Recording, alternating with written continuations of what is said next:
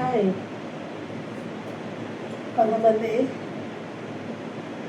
అప్పులు తీసుకొని పేర్లు చెప్తాను, నెక్స్ట్ వీడియోలో పేర్లు చెప్తాను. అప్పులు తీసుకుని అప్పులు ఎగ్గొట్టి ఒకటేమో 30,000 మూడు పెళ్ళవుతుంది, ఒకటేమో 20,000, ఒకటేమో 10,000, ఒక లంచా కొడుకేమో 5,000, ఒక లంచ్ 500.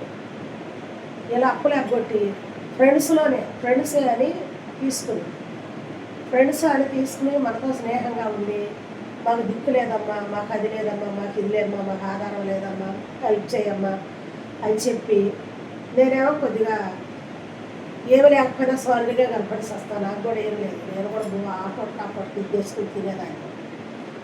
ఏదో కట్టుకున్న బట్టను బట్టి దీన్ని బట్టి మడిచిన అందరూ ఉన్నవాళ్ళు అది ఇది అన్నట్టుగా ఉంటారు.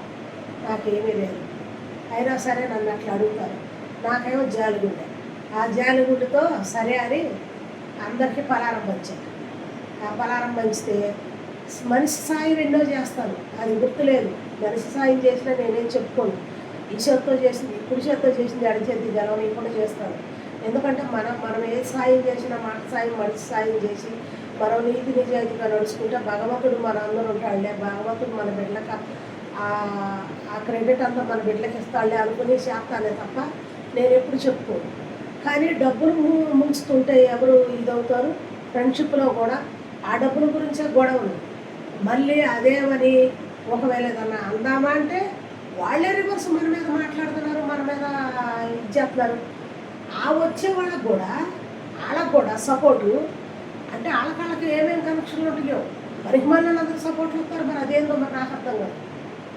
మంచితనానికి పోవద్దు ఫ్రెండ్స్, మంచితనానికి వెళ్ళి డబ్బులు ఇవ్వద్దు, స్నేహాల్లో అప్పులు ఇవ్వద్దు, అప్పులు ఇవ్వకుండా ఉండండి. స్నేహమే చేయండి, స్నేహంగానే ఉంచండి. అప్పులు చెయ్యొద్దు, అప్పులు ఇవ్వద్దు.